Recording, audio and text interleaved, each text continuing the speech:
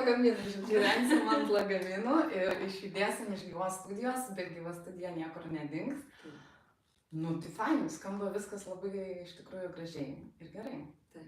Aišku, dabar truputį mane šiek tiek pristabdys grįžimas į darbą. Papasakok, jeigu galim, truputį čia sustokim. Papasakoti, kodėl? Nu, jo, nes čia susiję, kodėl tu nustoji vesti laidas. Taip. Nes mes nepaminėjome, man atrodo, šito. Tai gali vat, ir prisiduoti, kaip sakant. Tai tas nutinka gyvenimas, kaip minėjau, ar ne? Ir tiesiog su šeima planuojam keisti būstą.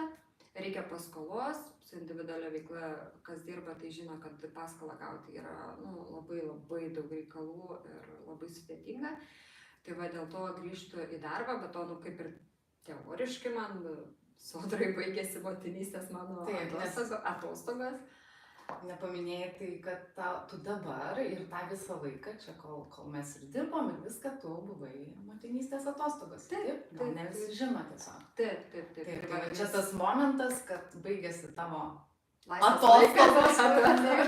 Labai darbingos atostogos beje. Taip. Mano širdžiai. Labai.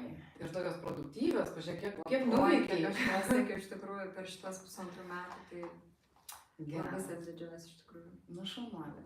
Ir žodžiu, esmė tame, kad tu grįžti į darbą ir turbūt... Taip, reikia grįžti į darbą, kad gautume paskolą, galėtume įsigyti svajonių namus ir, žodžiu, bet aš dirbsiu savaitgaliais, jeigu labai reikės gal kažkada ir vakarais, bet pagrindė mano bus savaitgaliai ir... Tai va, ir, tikiuosi, gal grįšiu ir į laidą iš tikrųjų. Aš tai tikiuosi, kad, žinai, ir dienom kartais gal ten pavyks iš darbo pabėgti kažkaip. Taip, čia viską įmanoma suderinti, kai nori, ne? Taip. Tai labai faina. Pokyčių metai visiškai. Visiškai, iš tikrųjų, jo. Tai labai smagu.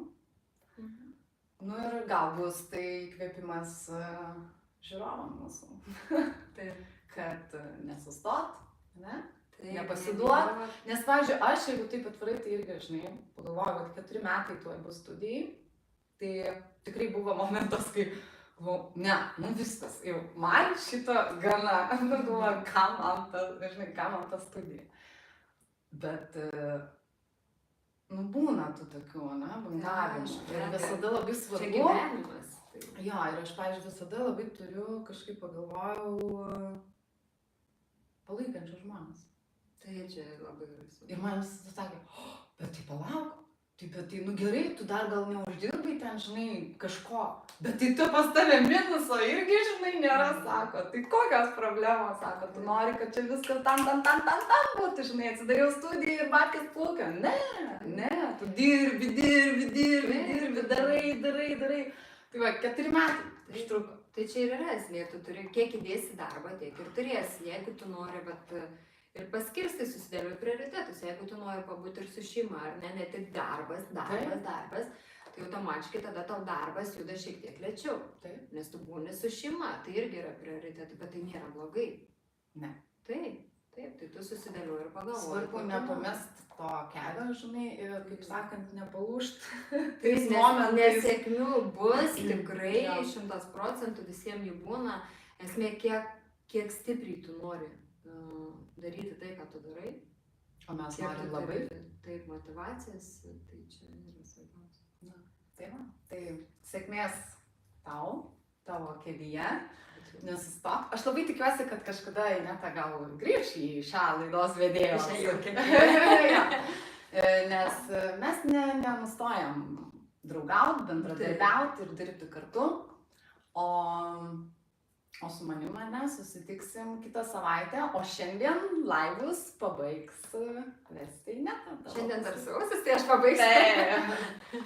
Bus paskutiniai 2 laivai. Bet gal ne paskutiniai apskritai, o tik dabar. Ar ne? Taip, būtent. Tai ačiū labai, kad atvykai pas mus į laidą. Ačiū, kad pakalbinai, tau puikiai sekasi. Oi, gerai, aš visai gerai jaučiuosi, iš tikrųjų kol kas, tai tikiuosi, kad viskas bus sklandžiai ir gerai. Na, aišku, žinau. Ačiū žiūrovams ir iki susitikimo 13:30 laivas su Kristina Dorofėja apie mindfulness ir saviugdą.